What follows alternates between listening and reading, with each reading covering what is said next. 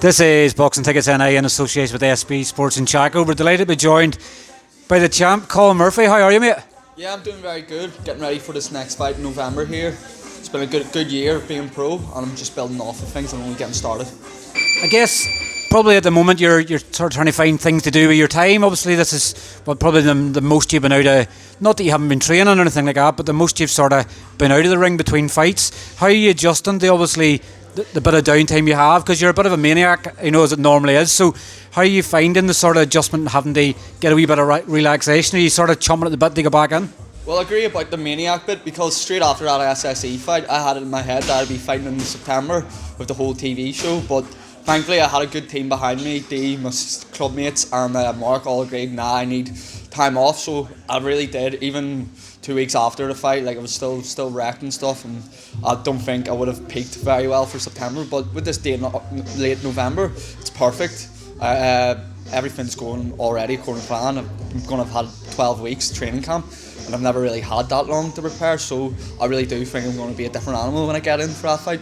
I guess obviously 5 fights in your debut year. Obviously, I know Mark said he'd guarantee you 4, but when you sort of look back at your first year as a pro, to fight 5 times, really good progress in each fight as well, and to finish off your first year as a pro with being the BUI Celtic champion, you probably couldn't ask for better. Well, yeah, and you got to also consider that I could have actually probably had more fights, because that whole second wave came about. I had the fight in November cancelled because of that, and had to take that on the chin. But this is what I mean, it's a new year, new chapter being built here now. I've got the title, I want to defend it, and then I want to move on up and keep progressing. In 3 years time, or two more years time, I'm going to be fighting for major titles. When you sort of look back at the SSE, I know we sort of spoke about it in the build-up, and you're sort of saying about the occasion and things like that. Have you watched the fight back? Obviously, I know it's readily available on YouTube, but have you watched it back to sort of critique how you done in the fight, or have you just sort of left it in the past, sort of where it is? Well, I'm looking to build on a new chapter, but that previous chapter, I've looked back and watched the fight plenty of times. I still don't think it was a very great performance by me, but I did what I did to win. And it was entertaining as hell. People loved it, and the good thing is too, me and Rudy are good mates. I even saw him 2 weeks ago, and he's going to be fighting in the November show, and his stock has only risen. So really, it all worked out for the best for either one of us, 2 stalemates, and I still have time for him. And hopefully, if he wants, we could do a bit of sparring, and we can help each other get ready for November, as 2 Belfast people should do. I want to sort of touch on what you've been doing out of the ring. Obviously, I think you were doing a chicken wing challenge. I lost count how many different places you were in, but what were you doing? Were you trying to eat the most chicken wings as a world record? What were you up to?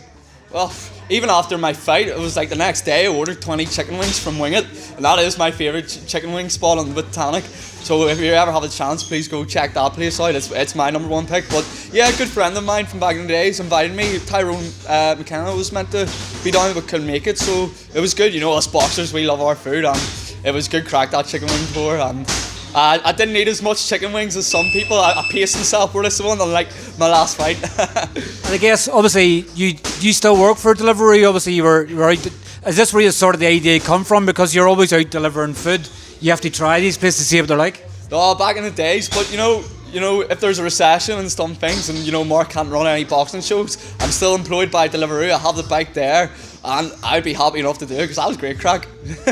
I guess it's one of them things, but I guess when you're training so much, and obviously after being so intense for the last year, you have to obviously have a bit of downtime. Chicken's good for you as well as protein, so it's good in that way. But I guess now the focus has changed. Your fight was announced with Liam Gaynor.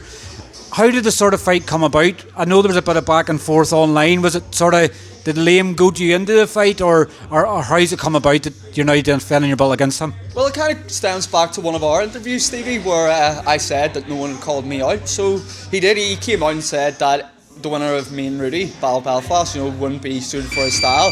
So it wasn't really a back and forth. He just said, let's get it on. And that's what I mean. I was good. True to my word, I said, get in contact with Mark, and true to my word, I've accepted a fight, and I'm flying him over from Bolton. We're always going to sell tickets, and I have the title, and I'm bringing him over. So, I've done well getting this fight sorted for myself. First title defence. It's a shame it couldn't be for a 10-round Irish title, but no doubt it's going to deliver tonight. It's going to be. I really hope everyone enjoys it. I think it's probably the first time we've sort of had a call out at work. I remember when you first obviously turned over, you wanted Campbell Hatton. So maybe if Campbell Hatton watches one of these, we can get that lined up as well. But do you know much of Liam Gaynor? Obviously, he's originally from Ireland as well, so it's an all-Irish sort of clash. Do you know much about him? Will you watch much, or will you just leave at the D and everybody else just to work out the game plans for the fight? Yeah, well, his fights are on YouTube and I will be studying them, but I don't know too much about him. To be fair, I've just said, seeing that he's wants to use me as a stepping stone to Campbell Hatton, so once I beat him, I want to move on, and maybe that's the fight I should be looking for. But obviously, let's get this guy out of the way first. He's older, he's had more fights than me, and I think it's a perfect matchup for your first defence, and it's no Mickey Mouse show. And I believe you're going to be main event as well. Obviously, it's I think the carnage sort of you're going to bring. I think he's bringing quite a few fans across from Bolton. Obviously, we've seen that you sold quite a few tickets throughout your 5 fights so far. So for you to obviously main event the card, I guess that's just the start of the next chapter for you, isn't it? Yeah, well, I think that's my second one in less than a year. So that's what I mean. Mark's been very good to me, trusting me with that spot. And me and D Walsh are going to get a game plan set up here. We've been watching him and we're really confident that we're going to get the win home, and I'm going to still be BUI Celtic champ. And then it's sort of the plan afterwards. Then do you obviously want the Irish title? I guess I think there's a bit of a crystal maze at the moment trying to work out the BUI and how you get eligible and stuff for an Irish title. And that you have the Celtic title, so it's getting an opponent sort of. It's done an 8-rounder or something like that, so they can make them eligible for the belt. But is that where you want the next step to go? Is the Irish title, and then look further afield from there?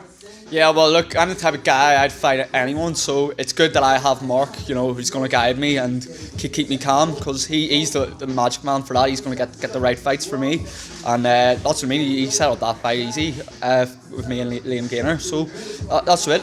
If he thinks he can get me an Irish title with the BUI because he has the contacts, then let's go for it. But there's other titles too out there, and I really want to win a British title, definitely, and it's a realistic goal, I think. It's probably I would say it's the most prestige belt that's out there. I think when you win the British title outright, I think it's worth about 70 grand. Although I'm probably wrong, but I believe it's obviously worth quite a bit of money because it's pure solid gold and it's heavy as well. So what about they obviously go and win it? That's one that Carl Frampton says, looking back in his career, it's the one regret. They never fought for the British title. So you might as well do the old-fashioned, Irish, British, European. They obviously end the world honour, so it's doing it the right and proper way. Yeah, well, and look, Mark has done it all right. Look, he's got Eric Donovan, his EU title at the weekend, so that's what I mean. He's obviously, I'm very young and I've got a long journey to go ahead and a ladder to climb, but I'm in the right hands, and if I just keep training and having trust the way I am, I really do think the future's bright. One of obviously just touching your stablemates, obviously you shared the card with Paddy, obviously in the SSE. Paddy doing what he does best and just keeps knocking people out, but he's just over 3 weeks' time, he's obviously fighting for the IBO light heavyweight title. Is that sort of the inspiration you look to? Obviously somebody like Paddy, I know we've sort of spoke about it before, but they see Paddy obviously going and winning that belt in 3 weeks' time, what that'll do for Glean Boxing Club and in general, and obviously with the likes of yourself and Connor and Owen and stuff still coming up through. Is that the sort of you look to Paddy as like a father type figure, that he's going to lead the way for you? Yeah, Paddy's leading the charge, and tell you what, my family and me love him. We've already booked our flights to Frankfurt. We're all going to go over and support him. Loads of people from this club is, so it's really good that everyone's getting behind another Belfast man, and Paddy's story is really inspirational for someone like me too, because he came back to boxing late, and I even remember him sharing Facebook statuses and what he could be, but now look where he is now, an IBO title, he's going to be a world champ, and that's what I mean. Even seeing him sparring here, this is world level work up with Glean, and that's what I mean. I'm just really grateful to be a part of this, just to see it all and learn, because it's all very good for me, and that's what I mean. I'm only 22, and that goes to show that if I do really keep my trust, even if I have another 10 years, God knows where I could be. There's potential there, It's a sort of champion mentality. Obviously, someone becomes a champion and they keep rolling it out, as you see with a lot of successful gyms. So it's sort of Paddy leading the way for you in 3 weeks' time, and then say the world doors for the rest of you. Yeah, well, it's only going to bring us on and inspire us to keep pushing on harder. So that's what I mean. And the new Paddy McCroy, I can't wait, honestly. Obviously, another delight, I guess. The result obviously didn't favour Connor last week, but I'm sure you're obviously delighted for your stablemate Connor Quinn getting back in the action. Been a long time out of the ring. Probably not the right result, but I guess everybody's here as a family in Glean. Once he comes back from his holidays in France, everybody was soon quickly to pass on obviously their they're obviously congratulations probably in some ways at the fact that he's been there, he's back out.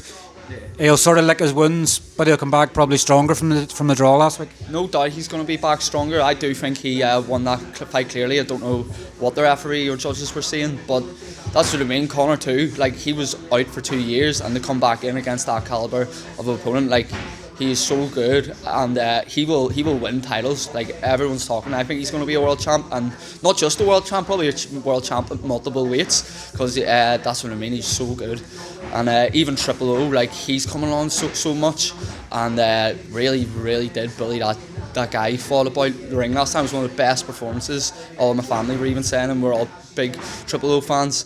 And yeah, that's me and Conor sharing the card on November 2, so we'll both be in camp together, and we're all going to push each other on. Hopefully he's always on that card. It's a triple threat. It'd nearly be just a Gleean festival of boxing, obviously nearly they'll all be on the card. Yeah, and that's what I mean. We'll bring a load of people down, sell out the place, and it's going to be another great night, and we're all going to train really hard for it. Hopefully it's going to be 3 more wins. And obviously Jared Hughes obviously been making his debut unfortunately the same night in Oldham.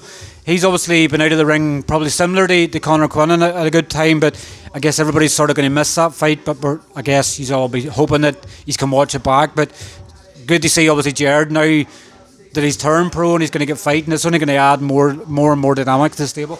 Yeah, Jared's really been putting the work in, putting himself out there and testing himself, and his stock's going to rise after his debut, because honestly he'll get the few 4-rounders done. I'd say he quickly can move on to 6-rounders, because he's a big guy and he's doing all sorts of work in here with us, and he is actually great to have as part of the team. It's really buzzing that he decided to turn pro, because I really do think that was the right move for him. Definitely was. Obviously I think it was like March 2020 when the pandemic sort of hit, that was the last time he sort of fight. Sort of looking to, obviously you're fighting 8 weeks time, you know, by the looks of things you are the main event in your hotel. How do you see the fight going with Liam Gaynor? Obviously you just see it as a tough, hard fight. Is there any sort of predictions you want to make? Is there any sort of things you want to say to Liam? Obviously probably thanks for calling you out, probably more than anything. Yeah, well, thanks for coming, and we're making it a good matchup. 2 people just want to tango, nothing else, no beef again. We're just going to come here and fight, and Europe is going to love it. But yeah, that's what I mean. I just can't wait for it. Honestly, can't wait to get back in the ring, and thanks for stepping up for it. And but I'm still going to win. Well, listen, thanks very much for your time, Colm. I'm sure we'll obviously catch up with you closer to the fight, and we look forward to seeing you next in 8 weeks' time. Yeah, thank you very much, Stevie, and looking forward to it. Cheers, take care.